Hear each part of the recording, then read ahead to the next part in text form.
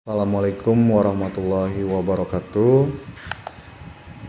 Oke, ketemu lagi dengan saya Dani Amrillah di mata pelajaran TIK ya. Mungkin sebelumnya kita mempelajari waktu kalian masih di kelas 1 Mualimin, itu materi TIK-nya masih tentang Excel, Microsoft Excel.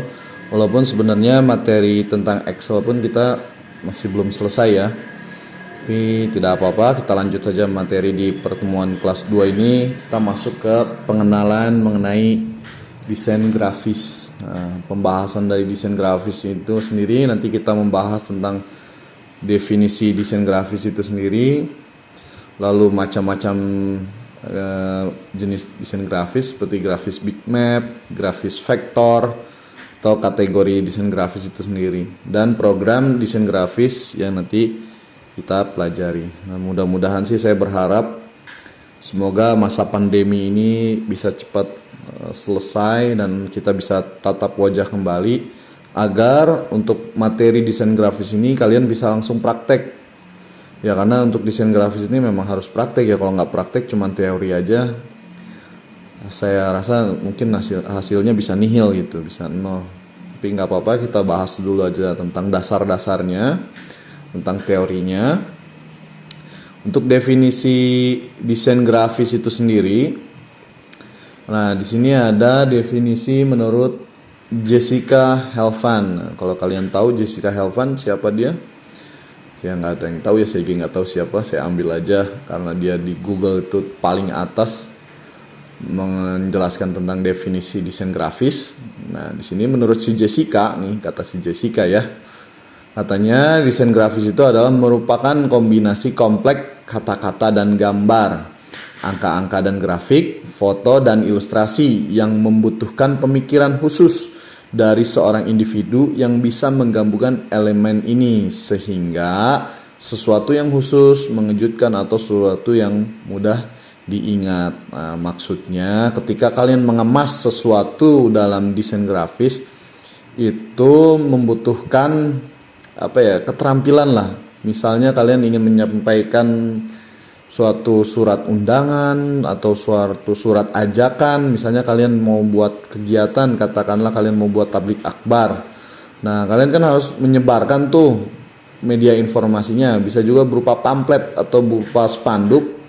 Nah, maka untuk membuat spanduk dan pamflet itu agar mudah diingat, jangan mudah diingat dulu dah, agar menarik aja orang untuk membaca isi dari pamflet atau ajakan di dalam spanduk itu sendiri, maka tampilannya harus menarik. Sehingga ketika tampilannya sudah menarik, orang akan mau membacanya. Oh, apa sih isi dari spanduknya? Oh, ternyata misalnya ajakan tentang akan diadakannya tablik akbar. Nah, seperti itu. Jadi kalau isinya nggak menarik ya, orang juga males kan, kayak kalian aja. Kalian kalau melihat sesuatu yang tidak menarik kan nggak akan mungkin kalian lirik. Tapi kalau sesuatu itu tampilannya sudah menarik aja hati kalian, maka kalian tertarik untuk membaca lebih lanjut. Nah, seperti itu. Lalu di sini ada definisi desain grafis menurut Suyanto. Nah, ini Suyanto. Suyanto ini masih saudaranya sama si Suyatma. Si Suyatma, kalau kalian nggak tahu, cari aja di Google. Nah, katanya, kata si Suyanto, aplikasi dari keterampilan seni dan komunikasi di kebutuhan bisnis dan industri. Nah, jadi kalau dia lebih kompleks lagi, kebutuhannya untuk bisnis dan industri. Jadi, memang desain grafis ini tidak lepas dari aplikasi ya dan keterampilan kalian dalam seni. Karena kalau nggak ada nilai seninya, misalnya tulisan teks doang, nggak ada lengkap lengkupnya, gabungan warnanya, nah itu nggak menarik ya.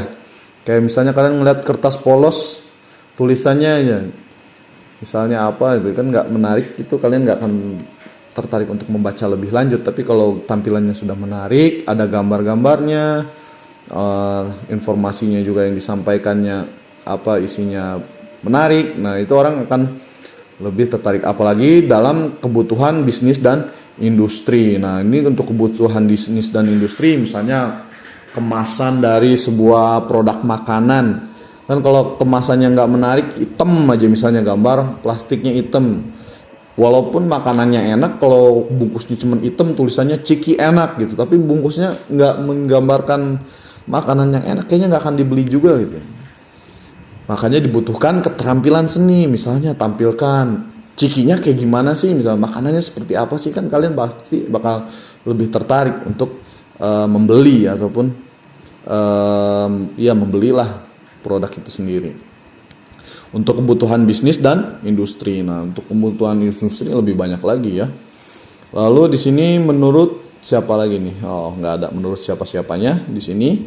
Desain grafis adalah salah satu bentuk seni lukis terapan yang memberi kebebasan pada desainer untuk memilih, menciptakan atau mengatur elemen rupa seperti ilustrasi, foto, tulisan, garis di atas suatu permukaan dengan tujuan untuk diproduksi dan dikomunikasikan sebagai sebuah pesan. Nah, kata kuncinya adalah sebagai sebuah pesan. Jadi walaupun isinya singkat, tapi kalau pesannya sampai, nah itu lebih bagus lagi tuh. Katakanlah misalnya contohnya seperti ini. Kalian lagi jalan, kalian melihat gambar tanda S di silang. Tahu kan kalian maksudnya apa? Tanda S disilang di pinggir jalan. Nah, misalnya itu berarti tandanya dilarang stop atau dilarang berhenti. Nah, itu kan pesannya sampai. Padahal gambarnya cuman gitu doang, simple. Tulisan S disilang, artinya kalian dilarang berhenti. Itu untuk rambu-rambu. Nah, itu artinya desain grafis juga bisa memberikan pesan singkat. Nah, yang penting sampai kepada orang yang kita tuju, maksud dan tujuannya untuk apa. Misalnya ada gambar orang buang sampah sembarangan disilang, nah berarti itu orang nggak boleh buang sampah sembarangan, tanpa harus kayak misalnya di daerah saya nih, orang buang sampah dilaknatnya luar biasa gitu kan, ditulisin denda, buang sampah di sini denda 50 juta gini. Bahkan ada yang bilang di situ cuman orang bodoh, atau bukan orang bodoh, cuman orang yang nggak berilmu lah, atau biasanya tulisannya lebih sadis lagi ya. Misalnya SD 6 tahun, SMP 3 tahun, SMA 3 tahun, 9 tahun kuliah, atau 12 tahun belajar, ngapain aja kalau masih buang sampah sembarangan. Itu kan repot gitu ya. Artinya buang-buang energi dengan tulisan yang panjang, tapi orang masih buang sampah di tempat juga.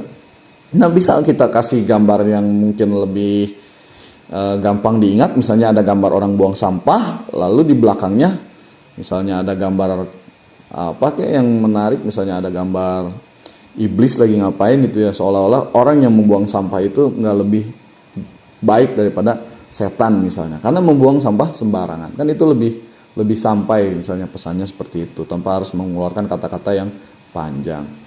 Nah, mungkin untuk pertemuan saat ini, atau pertemuan di sini kita akan lebih membahas definisi desain grafis itu sendiri ya. Kita nggak akan lebih jauh ke sana kemari. Mungkin untuk pengenalan tentang software desainnya pun nanti untuk di semester 1 ini saya akan coba menggunakan Corel Draw. Nah, mungkin sebagian dari kalian yang di rumah ada laptop, boleh bisa langsung nanti diperagakan, bisa langsung praktek. Nah, itu lebih enak lagi. Tapi buat nanti anak-anak di sini yang kelas 2 Mualim ini yang nggak punya laptop, ya dihayati aja mungkin ya, dilihat aja, tapi sambil dipelajari juga maksud tujuannya dalam belajar itu apa. Oke, di sini mengenai definisi desain grafis.